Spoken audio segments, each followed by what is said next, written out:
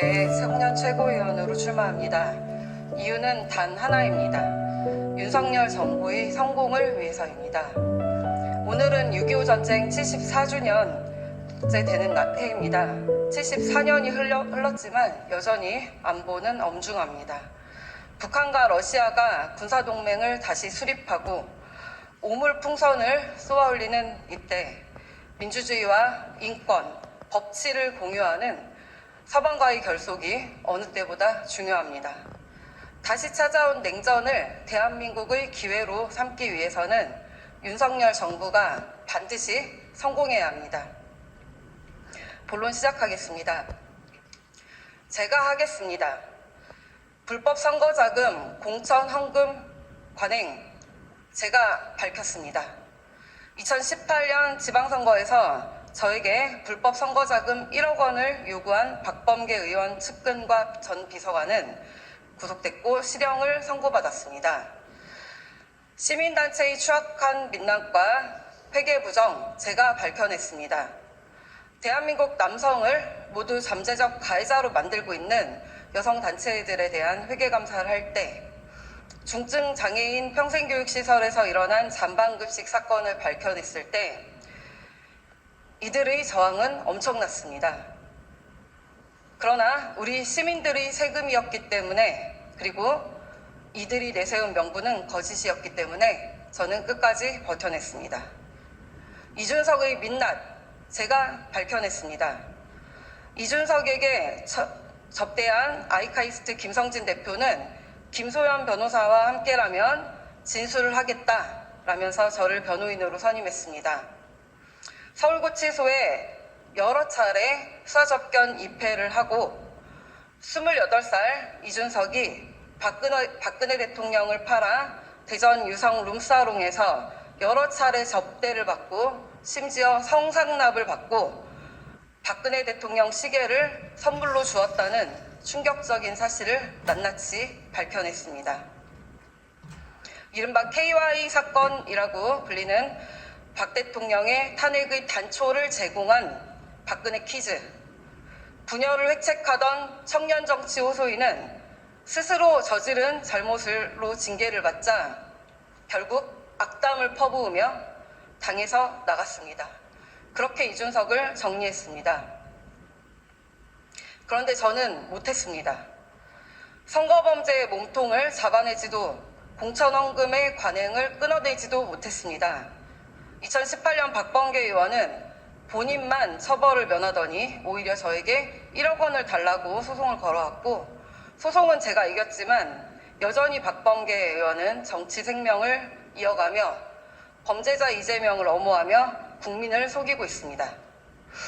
당시 주범으로 징역형 처벌을 받은 자는 현재 민주당 황명선 의원실 보좌관으로 들어가 다음 지방선거를 준비하고 있습니다. 저는 또 하지 못했습니다.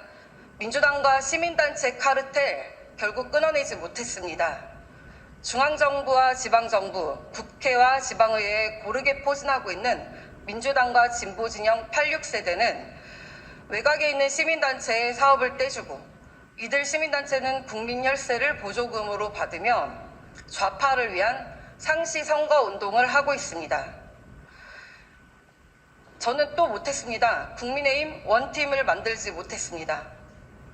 민주당보다 더 민주당같이 대통령과 정부를 공격하던 이준석이 결국 당을 떠났지만 여전히 우리 당에는 진중권, 김경률 부류의 막말 좌파, 강남 좌파의 조언을 듣고 따르며 국민의힘의 단결을 방해하는 자들이 있습니다. 이들은 자신의 의견을 국민의 목소리로 포장하며 중도를 잡자고 국민의힘을 가스라이팅하고 이 당을 지켜온 당원에게 극우 음모론자라며 막말을 일삼고 있습니다. 국민의힘이 진정한 보수 우파 정당으로 거듭나고 윤석열 정부와 하나된 진정한 집권 여당, 모두 하나된 원팀으로 거듭나야 합니다. 제가 하겠습니다. 첫 번째, 선거제도 개혁 TF로 공정선거 실현하겠습니다. 2020년 4.15 총선 이후 4년이 지난 지금도 선거제도에 대한 불신은 거치지 않았습니다.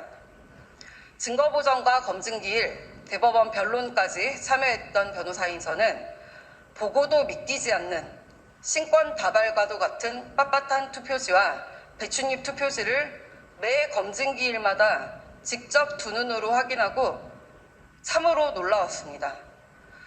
부여선관위 투표지 분류기 오류 사건은 제가 직접 제보받고 제가 직접 고발했던 사건입니다.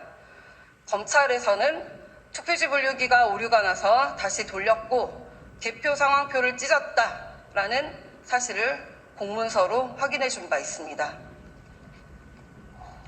우리 당은 이런 국민의 정당한 의문에 대해서 확인하고 검증해 볼 생각은 하지 않고 뇌에 우동살이 들었다라는 막말을 퍼붓는 진중권 부류의 가르침을 떠받들고 적당히 말하면 알아듣는 것도 민주주의의 기본이라며 국민과 당원을 음모론자 취급하던 이준석의 언어폭력에 주눅이 들었는지 스스로 입에 재갈을 물었습니다. 그리고 이러한 선거제도에 대한 풀리지 않는 불신은 결국 이번 총선 결과에도 영향이 있었다고 생각합니다.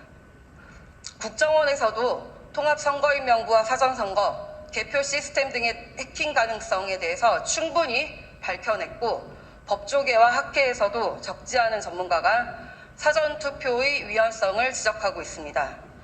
우리는 선거제도에 대한 국민적 불신을 해소하고 사전선거 폐지를 위한 일을 더 이상 늦추면 안 됩니다. 두 번째, 시민단체 보조금 비리 전수조사 하겠습니다. 우리 국민이 낸 세금으로 민주당의 상시 선거 운동을 하고 있고 조직의 활동비를 대주고 있는 지금의 상황 제가 끊어내겠습니다. 100만 민주노총 참여연대만이 문제가 아닙니다. 정부와 지자체로부터 보조금을 받아 인건비와 운영비를 모두 충당하는 좌파 시민단체의 수는 엄청납니다. 이들에 대해서 제대로 관리, 감독, 통제가 이루어진 적이 없습니다. 온 세상이 윤미향입니다. 당 차원에서 전면 회계감사를 조속히 실시하여 좌파의 보급 창고를 깨부수겠습니다. 이들에 대한 정의 없이는 앞으로 있을 선거도 쉽지 않습니다. 이들은 환경, 여성, 인권 등을 내세우지만 결국 이익을 주고받는 사이이기 때문입니다. 마지막으로 민주당을 해체하겠습니다. 이재명과 조국, 황운하 등 범죄자들은 이곳 신성한 국회를 소도로 만들고 있습니다. 이들은 한명숙 뇌물사건과 같이 이미 유죄 판결이 확정된 것도 다시 뒤집고 왜곡하기 위해 심지어 거짓 증인을 내세우기도 합니다. 반면 우리 대통령과 국민의힘에 관한 것이라면 이미 수사가 끝난 사건도 인디언 기우제 지내듯 특검, 또 특검을 계속하자 합니다.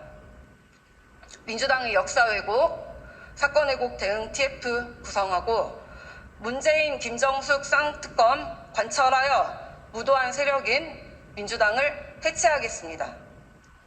결론입니다. 0.73% 구국의 숫자를 만들어주신 국민의 마음은 공정과 상식의 대한민국을 만들어달라는 것이었습니다. 아직 3년의 시간이 남아있습니다. 윤석열 정부와 국민의힘은 한몸이 되어 개혁을 완수해야 합니다. 하지만 정부가 혼자서 하기 어려운 일이 있습니다. 지금 이 순간에도 국민을 갈라치고 있는 무도한 범죄 집단 민주당에 맞서 국민께 실상을 알리고 설득하는 일입니다. 그 일은 우리 당이 나서야 합니다. 보수를 불태우겠다는 저들의 공세 앞에 우리도 민주당을 해체할 각오로 임해야 합니다. 이는 윤석열 대통령을 만든 국민에 대한 의무입니다. 이제 맞을 만큼 맞았습니다. 국민과 당원분들께 보여드려야 하는 건 민주당의 거짓과 위선에 맞서 싸우는 공격 또 공격뿐입니다. 민주당의 프레임에 끌려다니고 진중권, 김경률 같은 좌파에 끌려다니는 국민의힘의 무력함에, 무기력함에 우리 당원들과 국민들은 지쳤습니다. 마지막으로 당대표 후보로 나오신 한동훈 위원장님과 소위 런닝메이트라고 불리는 분들께 한 말씀 올리겠습니다. 선거에서 졌다고 죄인처럼 고개 숙일 필요는 없습니다. 다만 명치는 챙겨야 합니다. 이철규 의원에게는 선거 패배 책임 있다며 원내대표 나오지 말라고 소리 지르던 사람들이 지난 선거에서 사무총장을 하셨던 분, 비대위원장을 했던 분에게는 아무 소리도 하지 않는 괴이한 모습, 우리 국민들과 당원들이 지켜보고 있습니다.